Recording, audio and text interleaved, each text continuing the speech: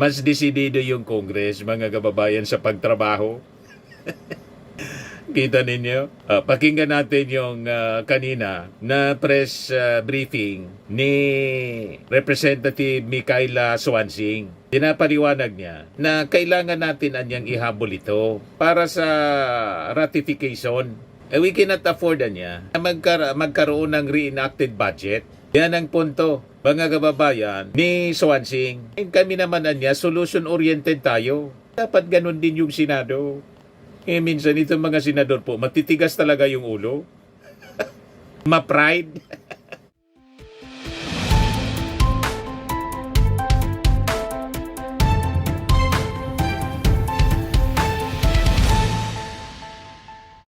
Hello po mga kababayan, si Dante Maravillas. Kanina mga kababayan, nag-announce si Senate Finance Committee Chairman, Senator Win Gatchalian, na i-postpone yung BICAM meeting dahil po sa deadlock sa budget po ng DPWH cuts. Ayan deadlock on DPWH budget cuts forces Senate to postpone BICAM meeting. Yung 45 billion na gustong tapyasin ng Senado, mga kababayan, sa budget ng DPWH. Sasabi dito, this decision was reached after caucus of senators, according to Senator Sherwin Gatchalian, chairman ng Senate Committee on Finance at head ng Chambers contingent sa BICAM. After the caucus, sabi namin, i-postpone muna yung BICAM today para ma-resolve itong issue with the House and also with the DPWH, sabi po ni Win Gatchalian sa kanyang press briefing.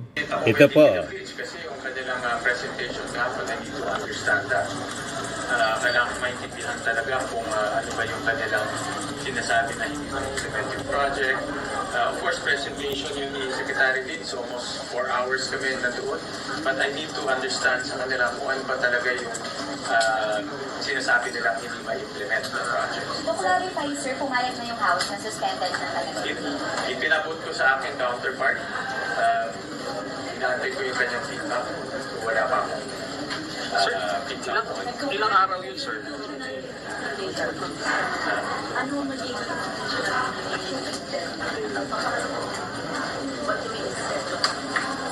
What do you mean institutional implication? Are you prepared to let the process fail rather than compromise? No, it's not the process. This is part of the process. Discussing disagreeing provisions and also disagreeing concept is part of the process. So pinag-uusapan namin ngayon itong ibang opinion at ibang pagkakaunawa dito sa process ng DPWH. For how many days, sir, masususpend? Ngayon lang? Ngayon lang. So pag-uusapan namin with ako at talk to DPWH about this. Sir, Ngayon, nagpa-presscon kanina si House Appropriations Committee Chairman Micaela Swansing. Tuloyan niya sa amin. Hintayin namin sila sa PICC. And in fact, naghihintay na sila ngayon.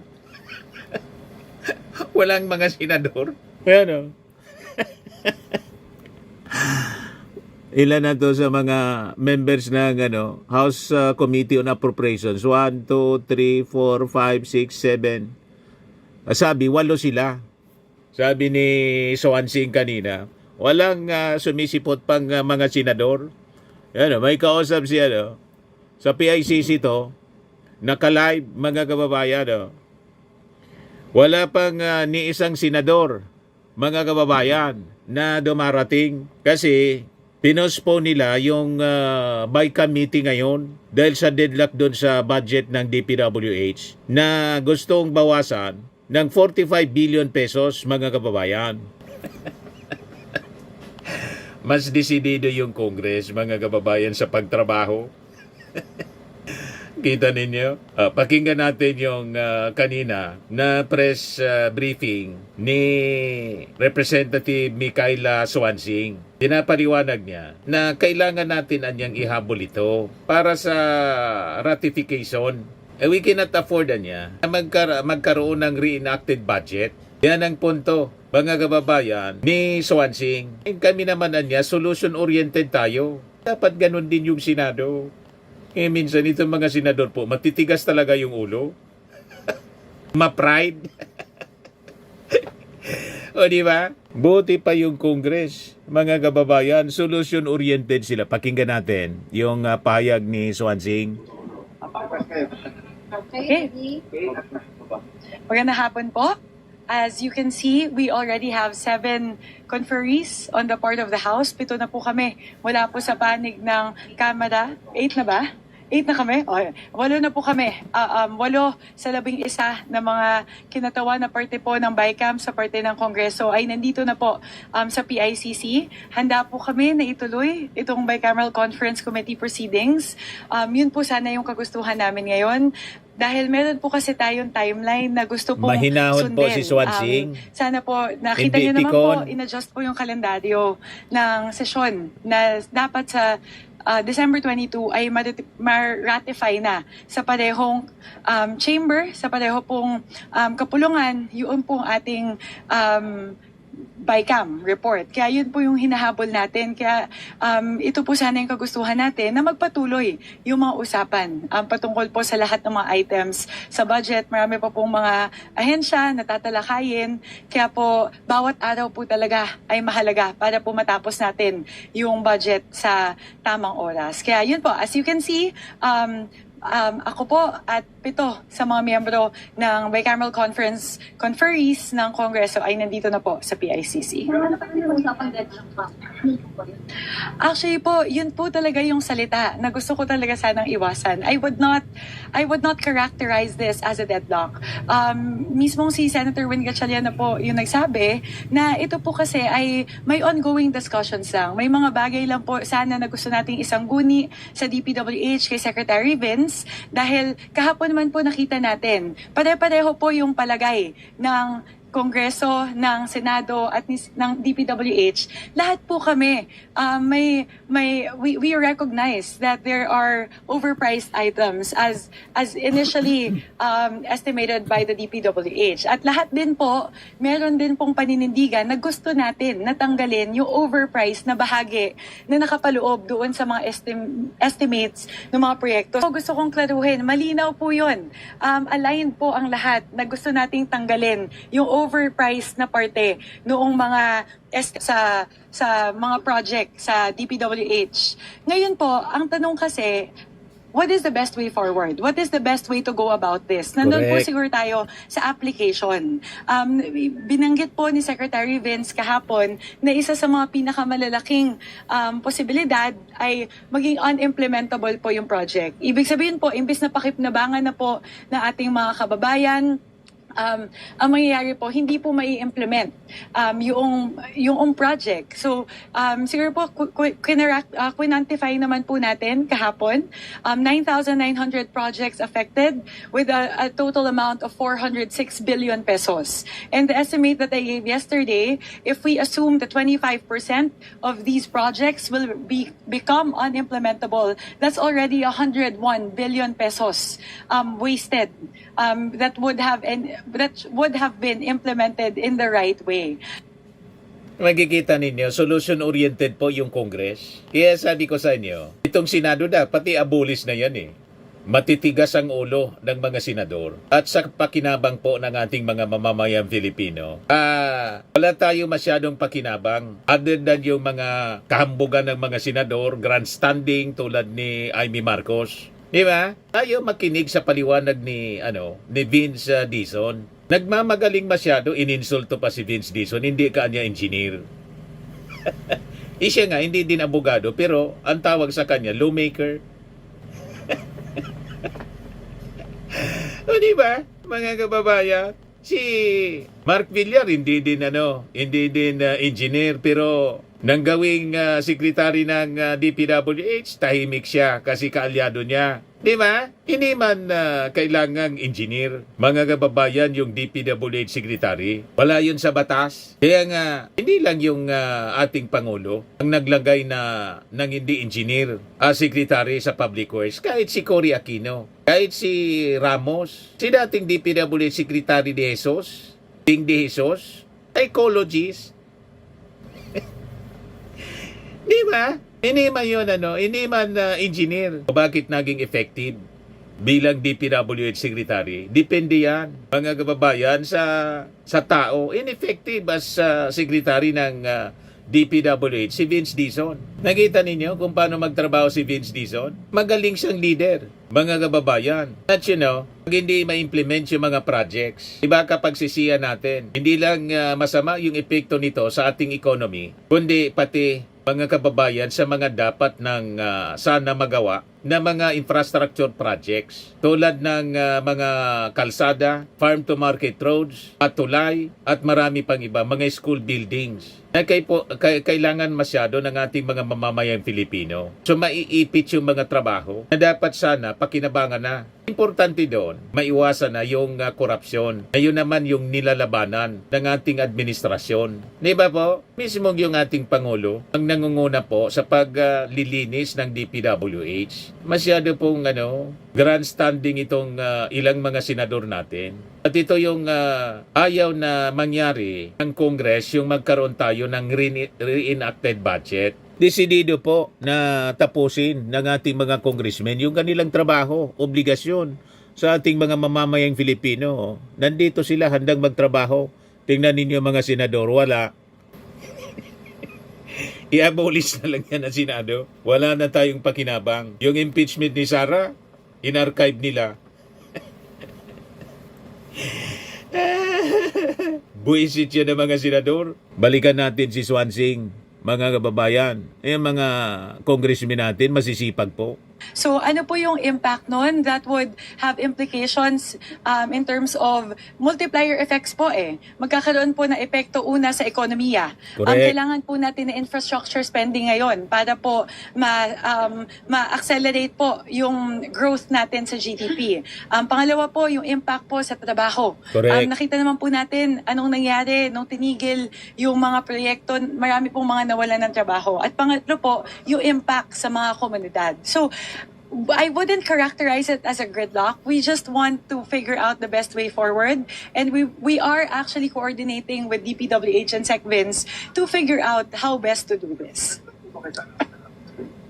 Actually po, binanggit naman po, di ba po sabi na rinelay po sa akin ni Relax Senator lang po Win si yun. Swansing, And in mga response, congressmen I natin. also messaged him that upon conferring with the House leadership, members of the Bicameral Conference Committee, all of us are Hindi sila here. pikon. We should continue the discussions. We can do the consultations with Secretary Vince and DPWH while we're proceeding with the BICAM. So I've also relayed the same to Senator Win, that the disposition of the House leadership and the Bicameral Conference Committee conferees would be to proceed with the BICAM today. Dapat kasama po ba sa discussion para himayin po anong dapat Opo, kasi para po sa akin, mas maganda po na magkakasama po kami lahat ngayong araw. Yun nga po sana yung intention namin. Nakita niyo naman po kahapon na may back and forth naman po kahit po nakasuspend kami. Tuloy-tuloy po yung mga usapan namin. So mas Correct. maganda po sana kung lahat kami nasa iisang lugar para po talakayin po yung mga katanungan, yung mga haka-haka natin, mga mga pag-aalinlangan. So yun po siguro yung aming posisyon. Nakita niyo po, 8 na po kami. 8 lang ba? Siyam na po Siyam kami. na. Siyam po sa 11 na BICAM conferees po ay nandito na. Kaya yun po, sa amin po talaga, Dalawa we are na lang yung hindi cognizant pa dumarating. we want the budget to be passed on time based on the timeline that we've laid out. So, yun po. Kaya nandito po kami ngayong araw. Ma'am, just to clarify, what was relayed to you by the Senate contingent? Ano po bang gagawin? Postpone, tas mag-meeting ba kayo? Pag-usap ko sila ng ano? What was relayed to me was the decision already that it will be that the Senate wants to postpone it. Yun po. Good. Yun nga po, sinabi po na they will consult or they want to consult again with DPWH, with Secretary Vince to clarify the matters discussed yesterday. So yun lang po yung And you want to be sinabi. part of that? Ako po, I wanted it to be a conversation amongst the Senate contingent, the House contingent, and DPWH sana. So, ito sana yung proper forum eh. Nandito na sana Tama. kami lahat ngayong araw eh. Kaya, ang ganda na sana, di ba? Lahat nandito na po kami. Daw po Senate lang ang i-meeting. Actually po, hindi naman po na Senate lang imi-meeting ng DPWH. Sila po yung may kagustuhan na tanungin ulit, sumangguni ulit sa DPWH. Sa amin po kasi, sa aming parte, na malinaw po eh. Napaka-klaro po nung sinabi ni Sec Vince kahapon. Correct. And we were hoping po na we could also have that opportunity to have that discussion with our Senate counterparts. Gusto po kasi namin maintindihan ano yung kanilang main concern. Kasi po, mas maganda po na matalakay namin yon. How do you feel na hindi po kayo sinasama ng Senado sa pakikipag-usap nila ngayon sa DPWH? Hindi naman po. Kasi actually, si Sec Vince naman po, na if ever mangyayari siya, yung ganong usapan, pwede naman siya na maging conversation among the three of us, the three parties. Wala naman pong ganon. Gusto ko lang po linawin, wala pong attempts yung Senado na kausapin ang DPWH nang wala po kami sa usapan. More of, Sen Win just expressed that they would still want to have further consultations with DPWH. But that doesn't preclude us from being part of the conversation. Parang Well, feel ko slighted. Kasi parang, as you have been telling us, parang unilaterally, the Senate decided, ayaw namin mag-BICAM today. Di ba dapat they also talk to you, to their House counterparts first before making a decision to postpone a BICAM? Kasi BICAM nga is House and Senate. Opo. So, decision should not be made unilaterally. Mhm. Yes. You know how I've been doing things since I took leadership of the Appropriations Committee. As much as possible, I want to go the diplomatic route. And yun din po yung gusto ng ating contingent na gusto po natin diplomatic route. So I don't want to say na I feel slighted. I just want to once again, express to our Senate counterparts that we are here. Our disposition is to move forward with the conversations. Yun lang po. Ideally, it would have been something that would have been a collective decision, a mutual decision on the part of each leadership. Sana po on the part of the Senate President, the Majority Leader, and the Minority Leader, and of the Chairperson of Finance on one side. Tapos sa amin po, Speaker Majo Maino, and myself on the part of the House. So ideally, sana po naging mutual decision siya, but as with any as Senwin said earlier, as with any negotiations, when there are disagreements, meron po talagang mga ganitong sitwasyon. But again, I don't want to say that we feel slighted. We're very much still open to conversing with them to figure out the best way forward. Makikita natin ang magandang intensyon ng Congress, members ng BICAM po, kaysa itong mga senador, ma-pride.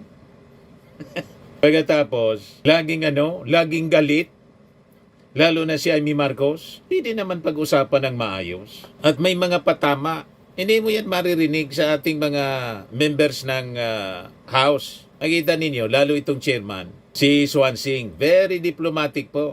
Ayaw niyang nagsasalita ng mga masasama. Hindi mo maringgan ng ganyan. Very professional, mga kababayan sila sa kanilang approach. Hindi pikon, madaling sabi. And solution-oriented po. Kaya I think ito na yung panahon na i-abolish na yung Senado. Unicameral na lang po. Isang assembly na lang. Ang hirap ng BICAM, mga kababayan. Balik tayo sa unicameral system para madali lang ang pag-uusap ng ganito. At makikita nga natin mas maraming mga congressmen ang magagaling kaysa mga senador. Lahat lang makita naman po ninyo. Maraming artista. Wala mang silbi sa Senado, mga kababayan. Grandstanding. Ano po sa schedule dyan sa pag-meeting? No schedule as of now po. Napusan yung mga ganito kasi. For us po, kasi po it technically speaking, if you look at it procedurally, the House, all matters pertaining to appropriations and revenue measures would emanate from the House. So technically speaking po, it would fall on the technical team of the House na tapusin to make sure the BICAM report and the enrolled bill will all be ready by December 22. So ako po, personally, and this is what I've been relaying to Senator Win again and again, that Sen-Win every single day is crucial for our technical teams to be able to finish the bill. So Sinayang nila yun po yung siguro oras yung problema ko. It's really from a practical perspective na kailangan po namin ng oras para tapusin at most especially puliduhin talaga. Magtrabaho naman kayo mga senador ng matino. All the items are cleared, di ba po? Right? So yun po Magtrabaho kayo sana, ng matino. It's taking time away Sinisunduan from the kayo mula crucial, sa taxes the crucial ng ating step mga mamamayang of Pilipino. finishing, filing, and reviewing the enrolled bill in the BICAM Are you report. still confident na hindi po magkakaroon ng reenacted budget? Yes, I'm still very confident. I always say that as much as possible. We want to make sure we don't have a reenacted budget. So we will work doubly hard between now and December 22, the initial. If need be, we may need to push a little bit. 7 but, days na lang the po. goal is for it Maubos not na to yung cross araw, into the next oras. calendar year. Ayaw po natin ng reenacted budget. Hopefully, yun naman po yung tinitignan talaga natin. We don't want it to come to that. Ma'am, hindi na lang sa Senate. Aba. To resume as soon as possible. So, What is your appeal to your Senate board? yes, my request, and they know this, the disposition of the House contingent is we always want to keep the communication lines open. We're solutions oriented. We want to find solutions to whatever areas of concerns or disagreements there are. So if we're able to resume the BICAM proceedings as soon as possible, that would be best. That would be the ideal case. And yun po siguro i-update ako sa Gusto mo kanila. staying lang? Stay kayo. Yes, we will stay. The House contingent will stay here. Until what time? Maybe for another hour. Full naman po kasi so we'll give them the time. Give them some time to think it over. Thank you to our friends in the media for giving me the opportunity to also air our side. Para po at least malaman din po nila kung ano yung disposition. How much po ba yung gusto i-relate ng DPWH doon sa mga sinasabi nila? It's 45 I don't want to use the term ibalik. It's really more a matter of figuring out kailan siya i-consider as savings. So, ulitin ko po, I will echo what Sec Bin said yesterday, wala pong ibabalik in that sense. Kasi po, either ngayon siya ikakaltas or later on during the implementation. Ang benefit po nung during the implementation stage, wala pong magiging unimplementable. Kasi on a per project basis po, yung savings na atin pong kukuhanin. So, lilinawin ko po, wala pong ibabalik. Ang pinag-uusapan po ay yung sinabi ko po kanina na 9,900 projects na kasalukuyan po na linagyan ng CMPD cuts. Hindi po. Ano pong how much po? CMPD ba na budget? Gustong i-stay, i-restore? Ma'am, I really don't want to use the term we want to reinstate because more of yung 45 billion in savings, either we realize it as early as now, pero ang medyo danger po doon, maging unimplementable yung projects, or ilalabas siya at the implementation stage at 45 dun po, kapag na-implement na talaga yung project. So, ulitin po namin, wala pong gustong ibalik. Ayaw pong ibalik po ni Sec Bins yung overpriced. More of, paano po yung mode of application. So, yun po. So, wala pa pong conversation patungkol sa Thank you so much po. Thank you po. Thank you very much po. Sa makikita ninyo ang sincerity sa pagsiservisyo sa ating mga mamamayang Pilipino ng mga members ng Congress. Walang pride sa kanila. At hindi sila gumagamit ng mga mangang na salita. Very diplomatic sila. In solution-oriented. Hindi yung patigasan ng ulo. Di ba? Kasi ang masasacrifice po nito yung serbisyo, yung mga proyekto, at yung ating economy, apektado. Di ba po? Pati trabaho, apektado po. So makikita ninyo, nandyan pa rin, live ito po, sa House of Representatives, live feed. Ayan o. Live. So maghihintay sila ng 1 oras, mga kababayan, para dumating yung Senate contingent, yung mga senador. Bakante po yung upuan ng mga senador dito sa BICAM meeting. Pero desidido yung ating mga members ng Congress. Ipagpatuloy yung pag-uusap nila para maayos yung ating budget at ma-ratify on schedule po December 22. So 7 days na lang po yung natitira, mga kababayan. O tingnan natin mamaya kung darating yung mga senador o hindi sila sisipot.